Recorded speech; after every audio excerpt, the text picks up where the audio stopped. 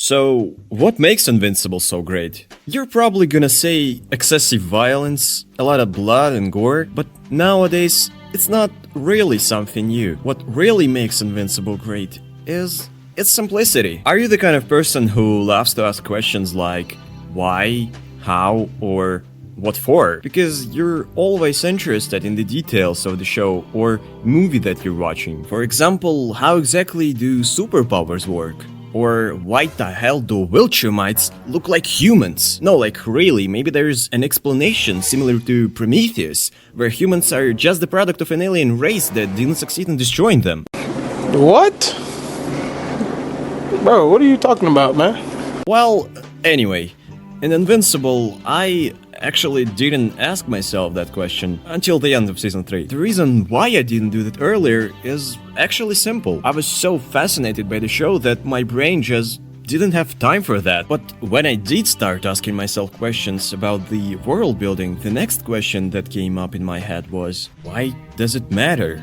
That's when I had to remind myself that Invincible is a comic book in the first place, and the main objective of it is to tell a story, preferably an interesting one, something that readers will enjoy just by looking at beautiful illustrations and reading some pop-up dialogues. Invincible just doesn't need Tolkien-style world building, where every race has its own language, history, evolution, and all of that stuff. So many people are watching Invincible is because it's just really freaking interesting to watch. We have a cool dead superhero who is actually a villain, a beautiful girl who can control atoms, a small girl that can transform into a freaking goblin giant, and just a cool guy who calls himself...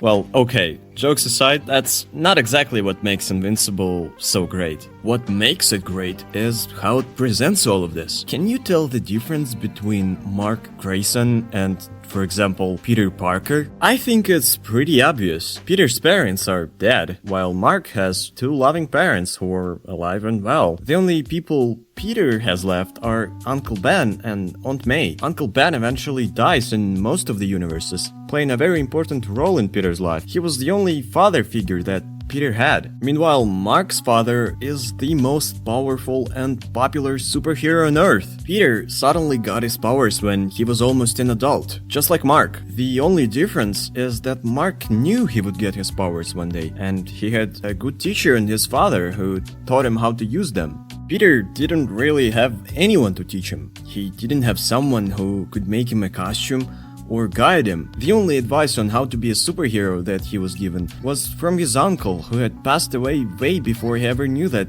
Peter had superpowers. Statistically speaking, the most popular and therefore most interesting main characters are the most boring ones. Guys like Harry Potter, who wear glasses, read books all the time, and have like one childhood friend, and a girl they will never get. Well, Mark isn't really like that. He's the closest to being normal, or even perfect. He's that son of your mother's friend that you always hear about. What we can't really compare are the worlds that these characters live in. Mark's universe is filled with very strong supervillains who are 10 times stronger than he is. Peter's world, on the other hand, is a bit more easier in terms of how fast things are going for him, what kind of life challenges he has, and the villains who are not just strong enough to fight him, but also smart enough. Mark wants to be better and stronger as a superhero. When he fights his father and eventually loses, he understands that if there are more like him to come, he doesn't really have a choice. It doesn't mean that he doesn't struggle with his personal life though. He goes through a very bad relationship with Amber, who a lot of people, including myself, didn't like as a character. But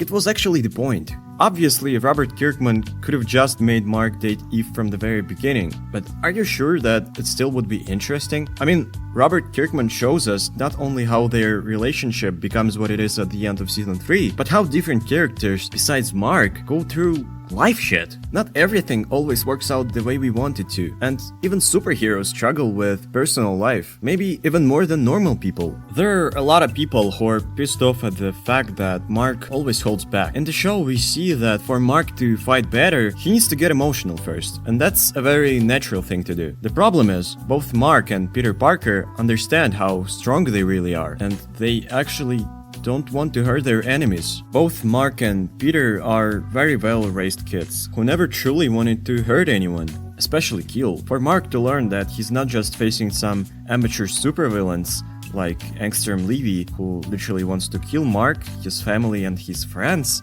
he has to learn the hard way, because even when his father almost beat him to death, it was still not enough to get it the first time. Mark's main task is to keep the balance between being a merciful human being and a powerful Viltrumite like his dad, because we literally saw what could have happened if Mark didn't hold back, if he was raised like a Viltrumite from a very young age. And as many viewers, or me personally, believe, what made our Mark special is not just that he got his powers late, but that Nolan stayed for so long, not revealing his real identity and just being a good dad. He and Debbie basically raised a normal human kid. You probably noticed that all of the alternate versions of Invincible were actually much weaker than our Mark, and the reason for that is that they actually pushed their limits to the point that there was no way for them to become stronger. Some of them died to those who our Mark could have destroyed in seconds, because they lacked something that made our Mark stronger, an emotional connection with other people, caring, loving.